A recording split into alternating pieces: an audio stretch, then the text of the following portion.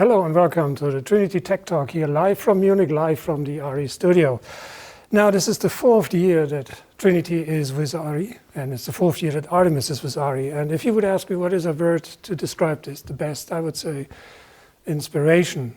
Because for me, this was a very inspiring time, I have to say. And I think the technology we showed 4 years ago to ARRI inspired ARRI to give us, as operator, a new home. I think the other thing we did in the last years, we inspired many people. And I would say one of the guys we inspired badly was Roger Deakins. So September 2018, he came to Munich and he gave me a vague idea about his next movie, 1917. And to be honest, we didn't have any details, but he told me there's a lot of movement and he needs a clever device to make this movement as clean as possible, because we know Roger likes clean framing. And then he asked me if I could think about a good operator who could be a good choice for him. And I said, well, maybe it's Charlie.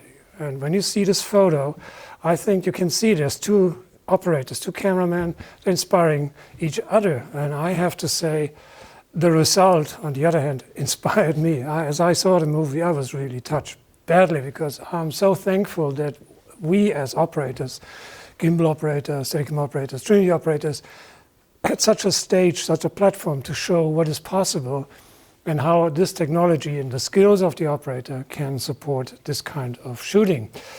And we inspired many other people, like this movie's coming up to the cinema, this movies we did, TV series we did. I think Aaron Matter definitely changed Mr. Robert. The entire look was changed through the special angles we can approach with the Trinity. We've been part of Doctor Who, some really nice German productions, some Indian things shot by a Norwegian operator, really brilliant. Some new German series coming soon, based also using Trinity for this kind of framing and dynamics. And a lot of other great production which are on the way. And what you can see clearly here, that this is a lot of Netflix and a lot of daily shooting. Because I think Trinity offers, especially for this kind of production, the right flexibility, the momentum, but also the storytelling, because we always can film the eyes. We can be so close to the actor with the camera, not with the operator, which is also a big difference to the older days and the systems we used 5 years ago. Now, to make your life easier and your setup faster, tonight I would like to show you some brackets and some, let's say, different workflows we worked on in the past to make your setup time shorter, to give you more time to talk to the director, to develop the movement, and to get used to the next take. So let me get you into our white box and I show you the latest bracket we made. Is the so-called SSB1, which is a tiny bracket which looks like a cheese plate with a lot of holes, 8-inch holes, M3 holes, parking position for screws at the side and parking position for screws at the bottom. So this different kind of screws tells us also the story that we have two different kind of usage for this bracket. The first one is you can use it with any SAM plate or with any dovetail plate which comes with the remote head or with the Trinity and the Maxima. So this allows you to add lens support bracket, because a lot of complaints was that we have issues to get a lens support mounted below the camera when we're using a Trinity and a Maxima. So this is definitely solved with the SSB1 bracket. So what you can do here, you can mount the SSB1 bracket pointing down, or you can flip it over and pointing up. So this already gives you two heights right away. The next thing you can do is you can mount the 50mm light wide support bracket in the lower position or in the upper position. So in the end, you can reach 4 different distances between the lens support, the 50mm rods, and the camera itself. Let me quickly show you on the table how this will look in function. So in this case, we just take the SAM2 blade, put it below the Mini, and you can see how much clearance we have. We can also get it shorter, and you can also see that the SSB1 bracket is designed this way that it can travel even inside the clamping mechanism. So there is A lot of travel, a lot of space available, no limitations. And the other way to use the SSP1 bracket is to use it in Trinity. So let me get the camera out of the way. And let me show you in our lovely white box the other features. So all these little holes we can use, for example, of course, again, we're mounting the light-wide support. So we can also have 50mm rods above the camera, which I'll show you later, which is quite helpful. We can use the RMB6, which allows us to have a center rod right in the center of the above the lens, so we can mount all the motors on a single rod above the lens. We can have RMB freeze this way, which allows us to change our balance procedure. I'll show you later, which is quite interesting. Of course, we can mount all these Noga arms. And another thing I really like a lot is this little plate here, which also is available in different lengths. So even this allows you to add extra weight or accessories, which you can also use for the balance process later. Now let me show you how to mount this to the Trinity. So for the Trinity and the Maxima, we're using the two screws which are parked here at the sides. And we need a 2.5mm Allen wrench to get the screws out of the parking position. So please follow me back to the Trinity. So we're using the holes which are at the top of the ring, and you have this little cutaway in the ring. So we follow the shape of the ring. So you're just placing the SSP1 bracket at the front, and from the back you're mounting these two long screws.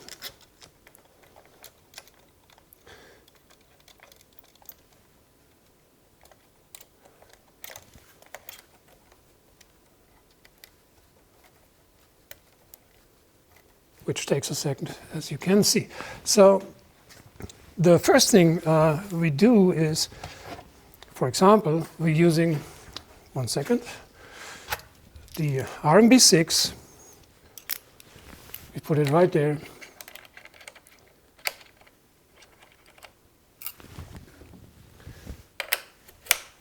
With the rod. Now we can put all the C-Force mini motors just pointing down. That means if this camera have to go somewhere else with a different setup, we could have all motors mounted on a single rod, so we just can pull out the motors very, very fast. Or what also could be very attractive, if the first AC want to change something in the camera and he would love to use the viewfinder, he got a space to put the viewfinder. Quite as simple. So he can do his job. The viewfinder is parked very well, and after he's done, he's good to go. Now the other thing we can do with the SSP1 bracket is, let me prepare this, I will show you later. The final approach here is we use an RMB2 and we make the SSP1 bracket a new part of our, let me say, slightly changed balance process. On this slide, you can see the ARRI brackets, which can interact with the SSP1. And of course, you can use any other third-party bracket, which is using a free 8-inch thread. So I think the flexibility of the bracket is just amazing. And when you should have two, to be honest, because you should have one all the time up there and a second one on your SAM plates or the universal dovetail plates. And this gives you definitely a lot of possibilities to speed up your setup much faster. The other thing I would like to show you again, because we showed this already last year, September, but you know, things happen meanwhile. So let me just refresh your knowledge about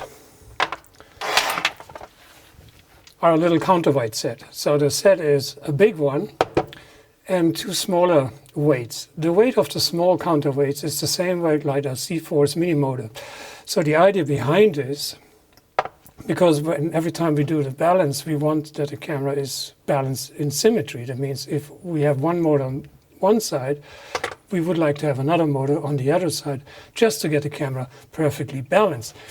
But if you don't have a motor, we could use this. So the way to use this as a counterweight is, you see we have 4 frets at the back, And this allows us to place an R&B free. And now we can put this motor on the other side as a counterweight to the mounted motor on the right side. Of course, the other main function of this is that we can screw the weights together and sandwich them and make them more heavy. And to ensure that when they are locked together, they're really tightened, we added a kind of a brake pad material up there. So this brake pad will ensure that the frets will not get any loose by themselves. This material will also compensate any kind of vibration. So this counterweight will not produce any unwanted vibration in your system. Now let's see at the rig where you can mount the weights. So of course, when you're using the Mini LF, you should always use the rear bracket, because the rear bracket gives you so many places you can add the counterweight. It definitely in optimizing the all-over stiffness of the package. So from my point of view, this is a must-have combined with a SAM 2.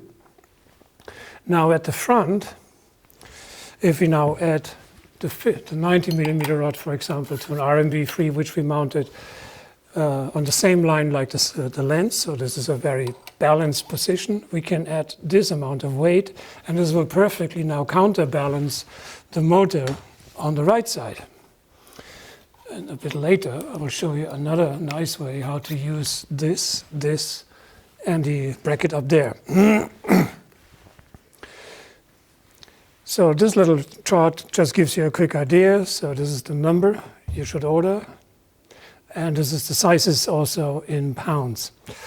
The other thing, which is, some people know it already, some maybe not, is the donut. The donut is an 800-gram counterweight, which is quite beefy, and it's made out of 2 steel pieces. Inside the ring, you see the Delrin insert, and we have different inserts for 1.5-inch post and 1.8-inch post. So the idea for this device is that, for example, you want to do a top shot on a table, 90 degrees down, we have to extend very fast the distance between the head and the gimbal. And of course, there's one way, which is a standard solution, so we're adding the post extenders. But it also could mean, if we can't add any extra counterweight, that our rig gets unnecessarily long. So if we need both, that we want to extend to the front, but we don't want to expand to the back end of the rig, we need more weight. Of course, there's one solution could be you're using just more heavy, bigger batteries. The issue with this is that bigger batteries are not symmetric inside the battery. That means even if it looks symmetric, your setup, but technically it isn't anymore, because the way the batteries are built could mean that your entire rig gets out of balance and you have to rebalance the rig, which will not happen if you're just adding the donut, because here the weight is perfectly mounted to the center line. That means it's absolutely neutral. It's just more counterweight, but it doesn't move the rig in any direction, which also ensures you still can do perfect whip pans, because your dynamic balance is still the same as in the short version. And as I said before, the good thing about this, especially if you're adding 2 of these, you can keep the lower part of the rig quite compact, while the top of the head is extended out to get this kind of a shot. Another reason to use the donut is if you need the rig to get even shorter, because you want to get the rig really inside the car through the door. So to get into the car, we need to be as short as possible. So this is also a way to get there, because then you're mounting 2 of these donuts on the 1.8-inch post. So from my point, this is a must-have either. Here is the order number, and you can find, of course, all these lovely brackets on the refreshed and renewed ARRI webpage, which now is much easier for you to use, because all the accessories and brackets dedicated to this kind of a rig is on the same page, on the same list. So it's very simple to understand and to find what works together in a smart way. The other thing, which is back in our lovely white room, so let's go there, is this little thing which we call the Trinity centering tool. As you can see, this is just a simple 3D printed part. So technically you can do it yourself, and you will find very, very soon the needed print file on the web page. So the idea about this tool, I will show you on the table. So the idea about this is, as we all know, the Trinity setup, and to get this lovely straight move down, is all based on perfect balance and symmetry. So this should help you to get the rig in symmetry from the first second. So the idea about this is, in the moment you're just placing the top stage to the post, or just get the top stage out of the case, what you should do is you just place, I hope you can see this. Let me turn this around. Yeah, here, this way you can see better. So you just take that centering tool and you turn the top stage left and right till you can feel with your fingertips that the tool and the housing is perfectly lined up on both sides. Now you just do exactly the same procedure. Let me see what is better for you. Let's try it this way. You do exactly the same procedure here. You're moving the pendulum left and right till you can feel, okay, this is perfectly centered. Now, what is good about this procedure is when you're adding the batteries V-shaped, the battery in the back, let's say a video transmitter, you can be absolutely sure that your lower sled is perfectly in a line with the post, with the gimbal, and with the center of the ring. Which also brings us to a kind of a refreshed balancing process. So the first step in the renewed balancing process is use this and ensure that your entire bottom weight, your sled, is completely centered. Because now this is the reference for everything which is left and right adjustment. Second, we do the classic fore and aft adjustment of the camera. Even here we have a slight idea meanwhile.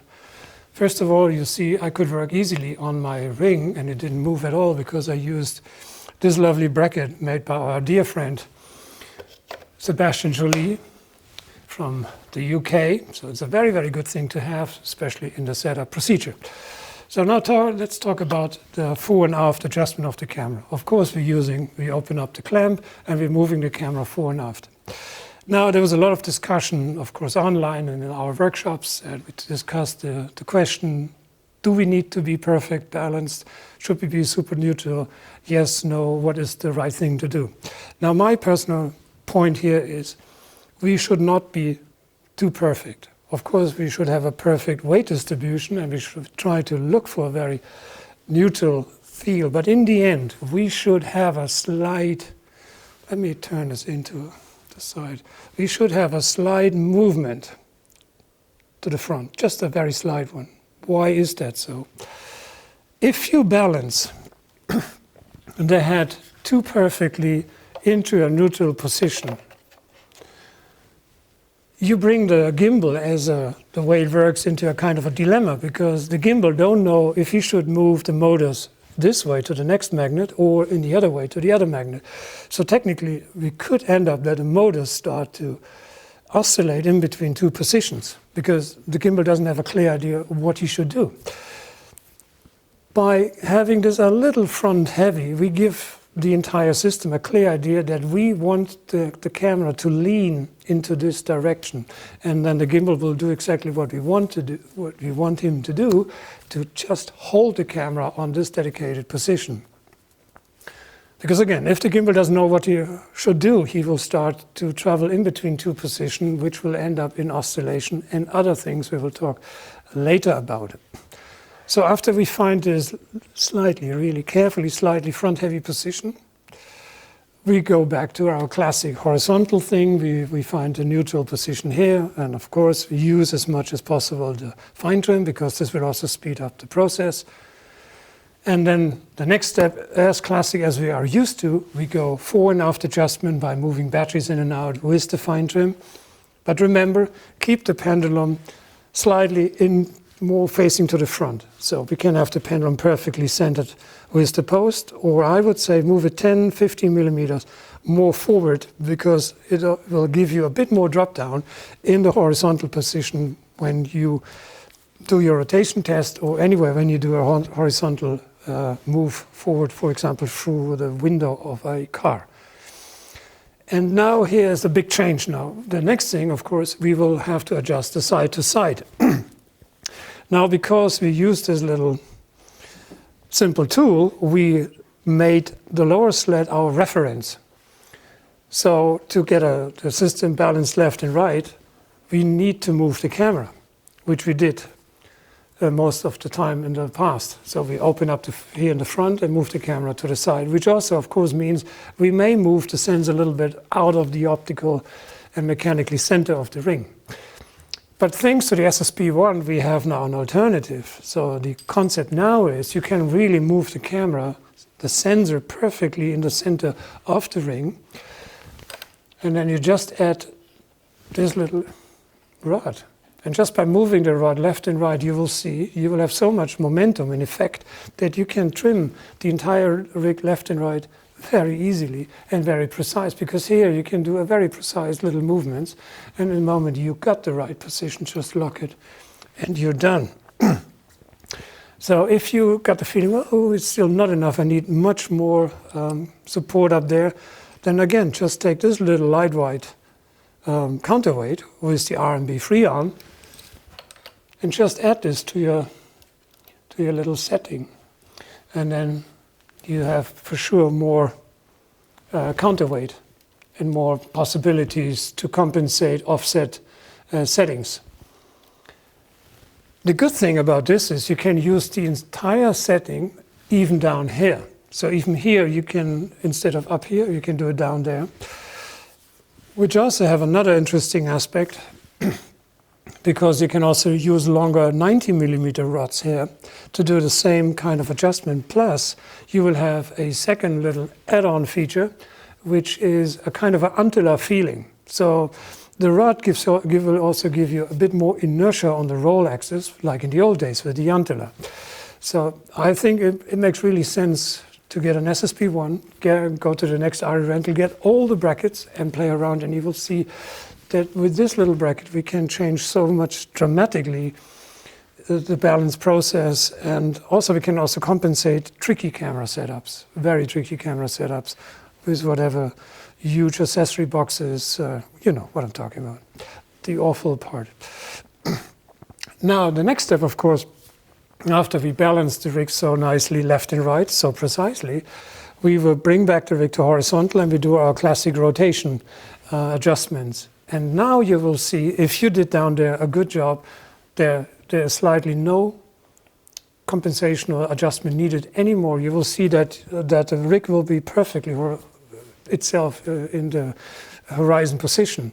And you also will see that there's a lot of willing that the rig likes to go when you lift it up by 5 degrees back to the center, and you go to the other side, and it will have the same speed on both sides just to roll back to the center.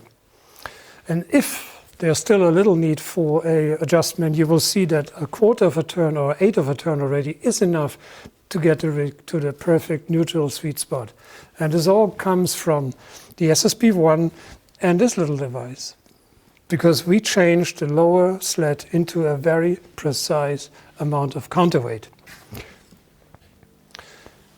The other thing we did is, already 6 months ago, we uploaded on Facebook this new PID settings, and the colored one just gives an idea about different camera sizes and weights, and also the length of the camera. But what is more interesting about this chart is the first line, the yellow one, because if you have a closer look, you see that I lowered the values for P and D on the roll axis extremely. Why we do this? The idea behind here is that we want to give you an idea of what you can do against the so-called snailing effect. This is something that the internet is talking a while. It's an effect which happens especially when you try to walk a very, very straight line. So let me try to explain what snailing is all about. Snailing comes in the end from the roll axis. So what happens is when you walk, especially when you walk a bit dirty, let's say, what happens is that your movement of the hips is transformed through the arm sidewise into the rig. So technically the rig does this, or you're pushing it that way. What happens is, of course, the roll axis thinks, oh, I have to counter move. So what happens is the roll axis will, every time you push it sideways, the roll axis will compensate this movement.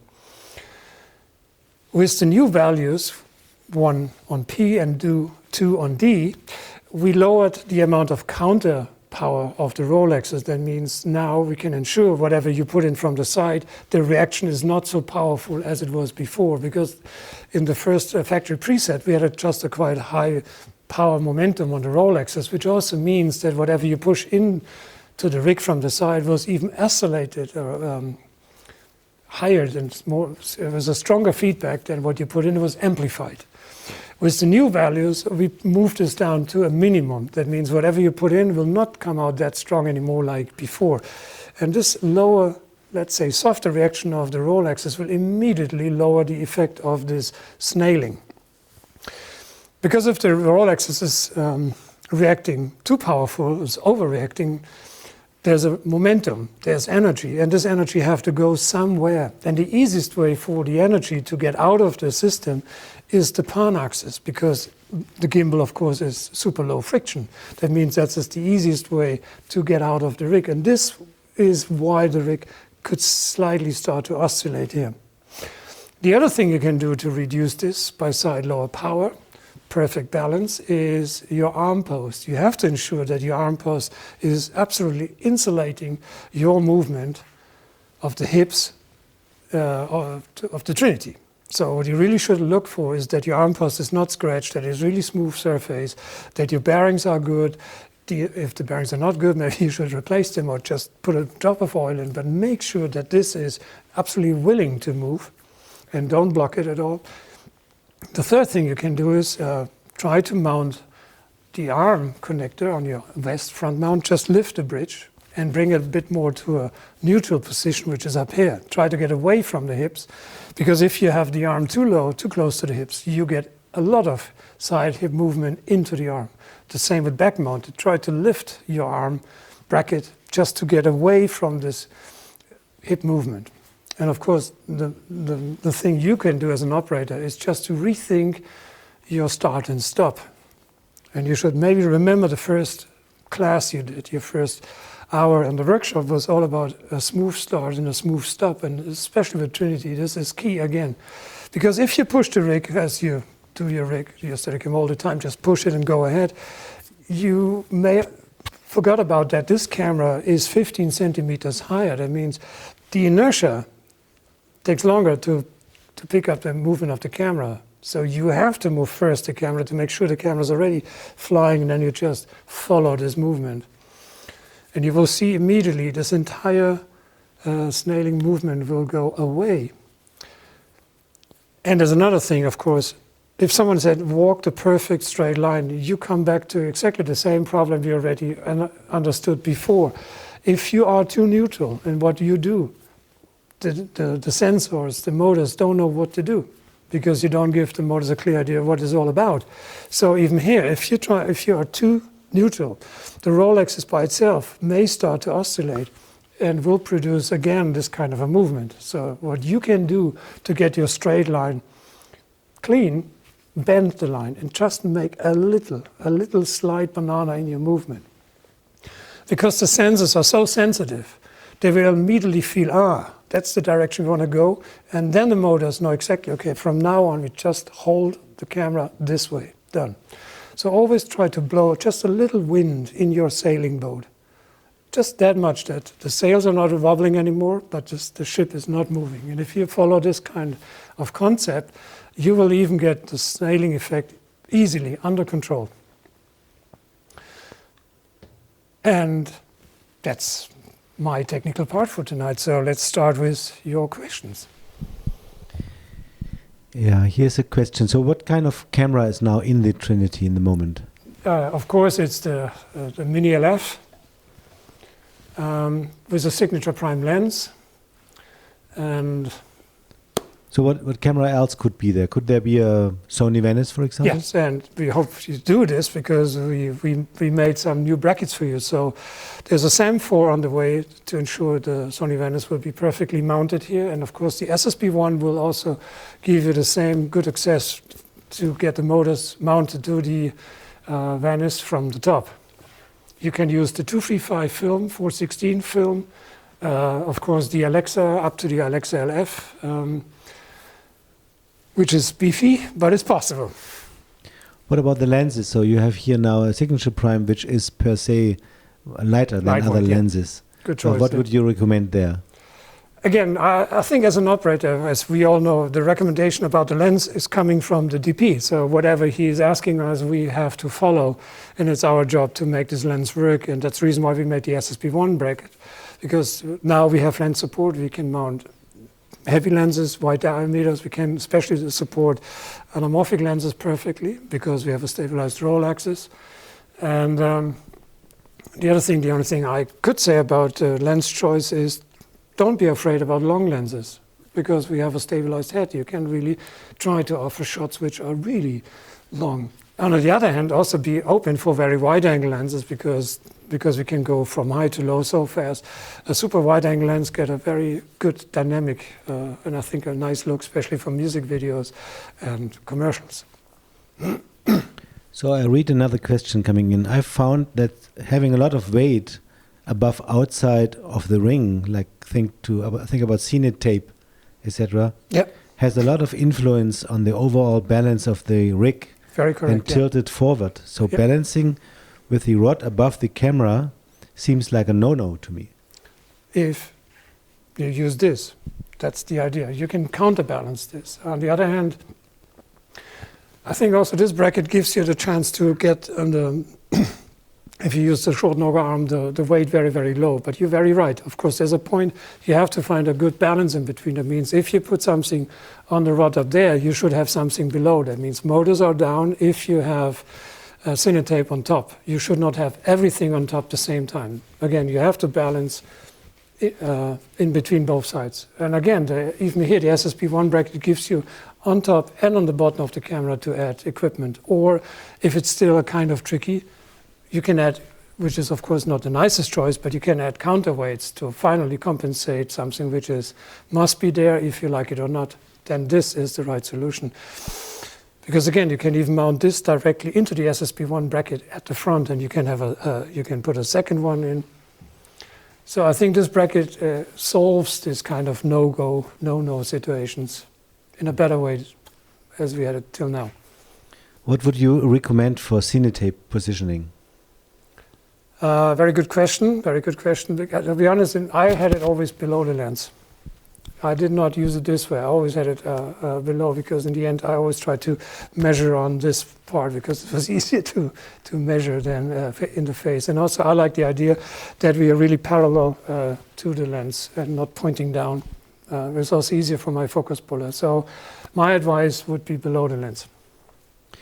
Do we have a list of cameras that can be mounted online on the website somewhere? No, but we should. But that's a good idea. Okay. Because I think it's easier to say which cameras are really no-go. Sadly, which is a no-go is, of course, a 435, 535. We can't get in the LT because you need the video top, and a video top takes a lot of space up there. So technically, only film cameras, which fits is the 235 and the 416.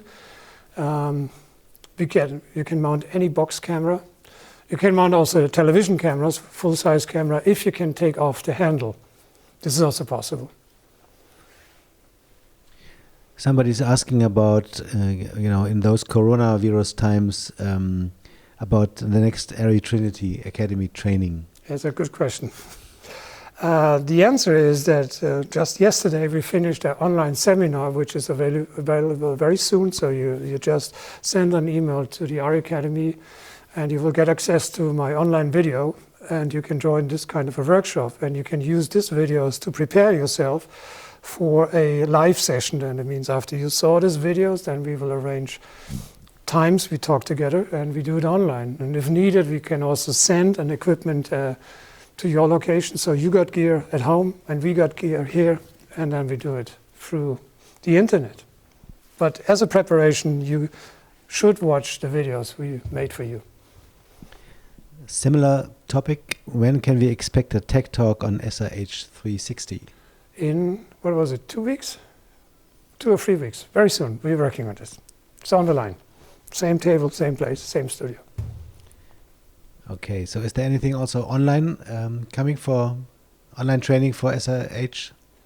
Yes, we produced videos in English, Chinese, Spanish, and Italian, and they're all in the moment in the edit, also to give you in the Corona times ideas how to set this up. This is 13 short videos going through the single steps and how to adjust PID, how to mount whatever there, how to get the joystick working the way you like it. So it's on the way, it's just in the edit. Okay, it might be even faster than the next session because we are working on the schedule, so maybe we have a change in the schedule for the next weeks. So the online videos might be even earlier than that could happen, yeah. Than which having is also you here again. Which is good because I think then you can see the workshop videos, and when we do the Tech Talk live, you may have some questions which you missed in the videos, and we can just answer these questions to you. I think it would be even good to change the timing. Okay, here comes a question about the rolling behavior. When balancing and doing the roll test, if it does not roll the 5 degrees back to its original point or neutral position, is that a balance issue most likely or a power issue in the settings of the motors? No, it's only gravity. That means what happens is that something is wrong in your sled setup. Number one is your pendulum is not in a good position, so you should really push the pendulum a bit more forward. So when this is the post, make sure the pendulum is, as I said before, 50 millimeters in front of the post. Then the weight of the pendulum will also give you a nice kind of a drop-down feeling in this rotation. But the rotation is not forced at all by the motors. It's only forced by the gravity. The motors will only keep the camera in the wanted position. That the motor is producing the rolling, but that the rig itself is willing to roll 5 degrees left and right. This is only produced by your counterweight. That means if your rig is unwilling to roll, you may have too much weight at the back. Your back is too heavy, or there's too much stuff mounted, or the batteries are too big, or you have too light wide batteries in the front. So you must take care that the front is using batteries or brackets or let's say accessories which have more mass than the mass at the back. If the mass at the back is the same as in the front, the rig will be neutral in any angle, and that's the reason it's not willing to roll anymore. But most of the time it's just the position of the pendulum, and if you push it 5 millimeters more to the front, you will have a way better result. Okay, another balancing question. When balancing camera, if the camera goes upside down, would you recommend adding weight in the bottom part of the camera? Should it be neutral or heavier in the lower part? You mean when the camera is just rolling this way by itself? Is this the question? Well, he says if the camera goes upside down. This is kind of a vague question. But it sounds like, if I got him right, that he got the camera is too high.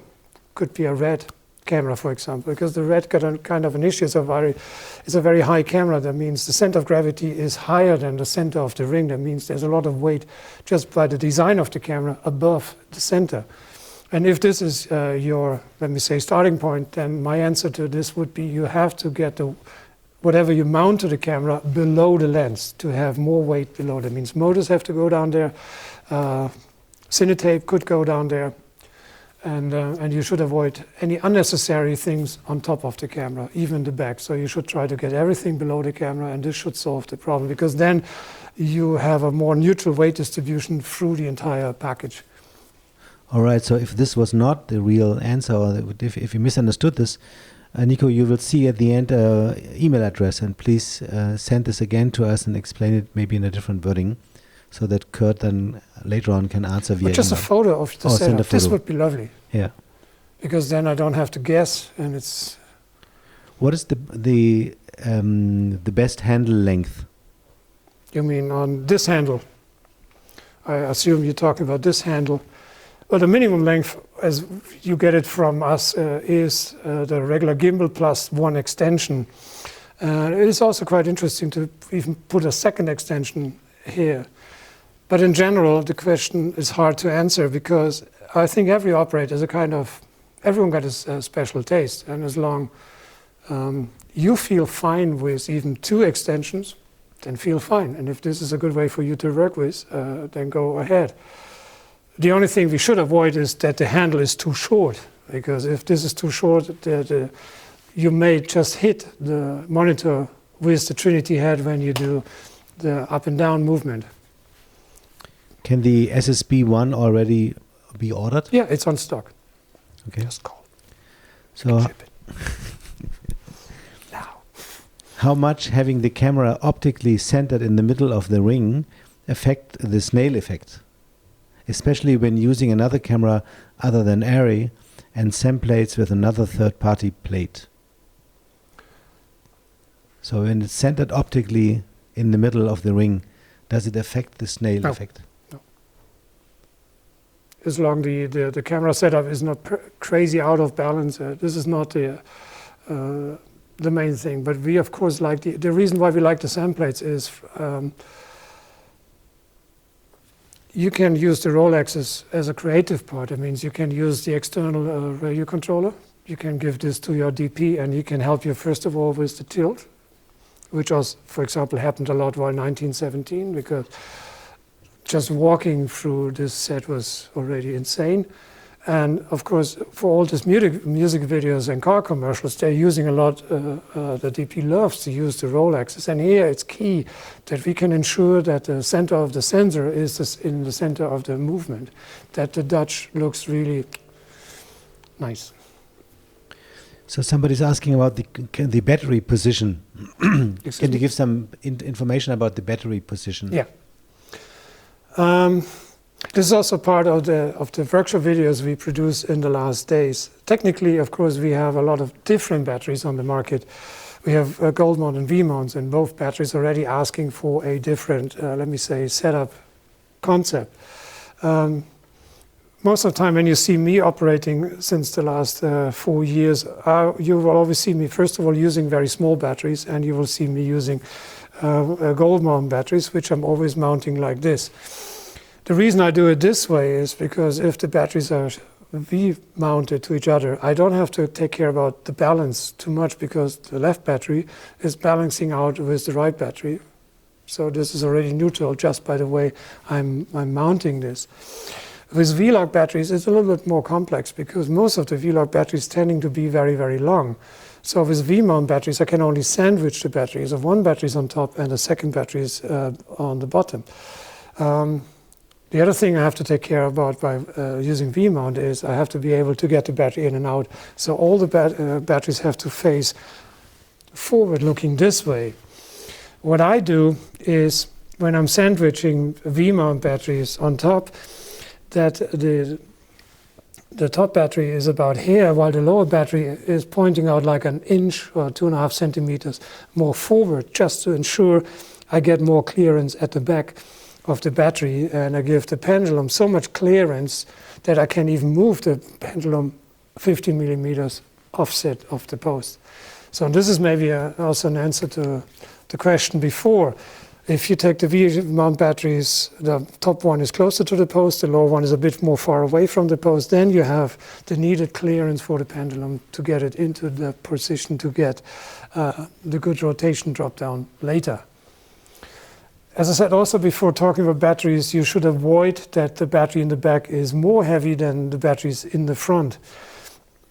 If you have the issue that you have just 3 huge batteries, I would try another idea. You take one of the heavy batteries at the front high, you take the second heavy battery at the back, but this time, I hope you can see this, we just open up the clamp, we get the battery mount 90 degrees up, and now we move the battery mount as close as possible to the post. So even if this is a heavy battery, but the battery cannot produce any momentum anymore because the leverage is so short. And then the trick is you're adding this. So this gives you the missing weight of the third battery, but you have it perfectly in the center of the post. So this should solve issues with heavy or huge batteries right away. So this is a very simple but very good solution. Okay, Curt. So we are running a bit out of time. I give you 2 more questions. Good.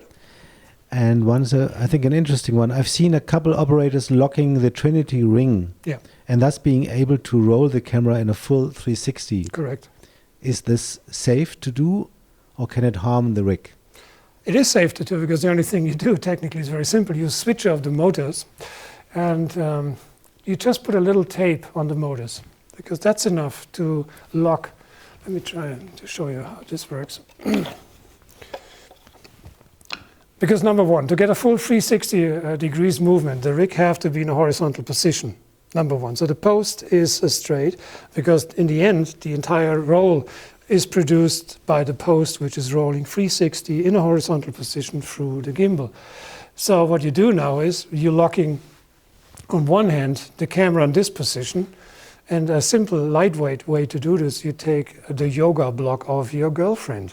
So she's wondering why she got only 1 block left. You take the yoga block of your girlfriend, and you make a little cutaway and put it down here. So this is locking, first of all, the camera in this position.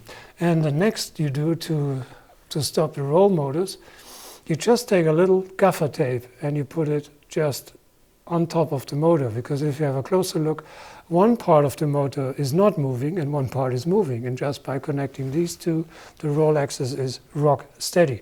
The only thing you should not do after you did all this locking, to switch on the gimbal. So you have to switch off the entire Trinity head. So you're only using the camera power, but you will not use the gimbal power on. And then it's absolutely safe. And this shot was designed by ARRI Robbins, by the way. He was the first who came up with this kind of a shot, and then a very great Indian operator picked up this idea, and he produced some outstanding music videos. So it's brilliant. Absolutely nice. So here's the thing. The questions which we will not answer now, Curt will answer, maybe not tonight, but maybe tomorrow. True. And we give them all to him. So if you have more questions, send them to the email address you will see in a minute. But before we switch to the final chart, and Curt can say good night or good morning, wherever you are, here's a glass bowl question. The new Trinity head. Somebody heard about a new Trinity head. Did he? Did he? Anonymous. Maybe it's also she. Her. Would it allow everything from the Trinity without a need of a tablet anymore? Yes. Do you want to give a hint there? Yeah, whatever you need is with you. It will be in the rig, is a part of the rig. You can even take it away, but you don't need APC anymore. I swear, I promise. This pain in the neck is not a thing anymore. As soon as we can. Okay. So Corona slowed down a lot, but this will happen. Okay. Thank you so much, Curt. You're welcome. See you soon.